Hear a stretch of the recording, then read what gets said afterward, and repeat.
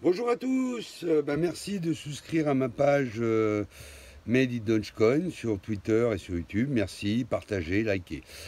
Alors, mon analyse personnelle. Alors, apparemment, les hedge funds aux États-Unis diffusent des fake news. Ils payent apparemment même des journaux pour diffuser ces fakes dans les magazines, sur les télés, sur les messageries privées. En fait, leur objectif, ils l'ont réussi d'ailleurs, parce qu'il y a eu un crack, leur objectif, en fait, c'est de faire peur aux gens et de jouer la baisse. Alors, comment ça se passe? S'ils ont des turbos, par exemple, et qu'ils jouent la baisse, plus ça baisse, plus ils gagnent du fric, plus ça monte, plus ils gagnent du fric. Dans les deux cas, ils gagnent de l'argent. Bon, là, ça a marché. Les petits spéculateurs particuliers ont vendu. Ceux qui n'investissent pas à long terme, ils ont gardé, comme moi. Donc, ils ont réussi à faire peur à tout le monde. Alors là, on voit bien que le marché s'équilibre. Il y a une petite hausse technique.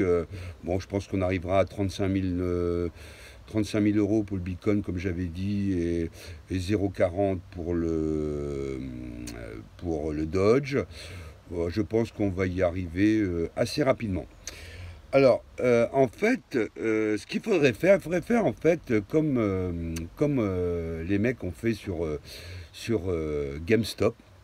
Il faudrait garder tout ce qu'on a acheté avant, pour les garder, parce qu'on les a achetés à long terme. Et puis si on était des millions, par exemple, en plus de ce qu'on a acheté, à mettre 10 euros, par exemple. C'est-à-dire que quand les hedge funds vendent à fond les ballons, eh ben nous on fait l'inverse, on achète. Hein, et quand ça monte à fond les ballons et que c'est pas du tout justifié, eh ben on vend. Alors peut-être que s'ils voient ce système, ils arrêteront de spéculer et gagner de l'argent sur notre dos. Moi, je pense que il faudrait même faire un chat là-dessus pour qu'on s'organise pour vraiment les contrecarrer et qu'ils arrêtent de nous pigeonner et de nous prendre notre fric. Bon, moi, c'est pas mon cas parce que je suis un investisseur à long terme, mais bon, ça vaudrait comme coup de leur faire peur. Alors, concernant les rumeurs sur l'arrêt du minage en Chine, finalement, c'est pas une mauvaise nouvelle. Parce que les Américains, Elon d'ailleurs l'a dit aussi, en fait, les Américains, en fait, ils vont miner euh, le Bitcoin et le Dodge avec des énergies vertes. Alors ça, c'est quand même une bonne nouvelle.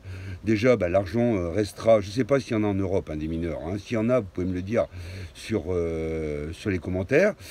Mais bon, c'est une bonne nouvelle pour les Américains parce qu'au moins le fric restera aux États-Unis, et ils ne donneront pas leur fric aux Chinois. Comme ça, c'est plutôt les Américains qui gagneront. Et si les Européens minent en green aussi, les Européens seront gagnants. Donc là, je pense que le marché s'est assaini, c'est pas mal.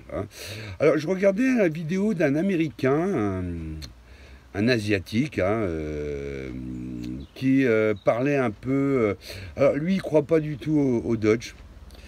Il croit pas au Shiba. En fait, depuis des années, des années, des années, il a montré un peu les moments où il a acheté, les courbes, etc. Bon, il achète depuis très très très longtemps du Bitcoin et de l'Ethereum.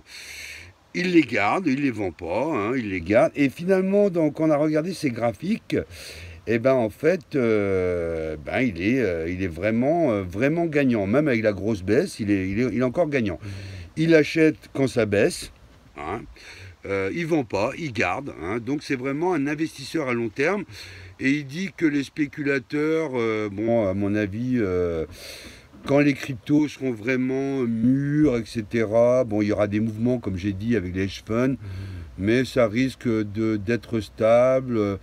Ce sera vraiment une économie vraiment stabilisée, avec des gens sérieux qui achètent, des particuliers, des retraités comme moi pour leurs enfants. Donc ça deviendra beaucoup, beaucoup plus stable.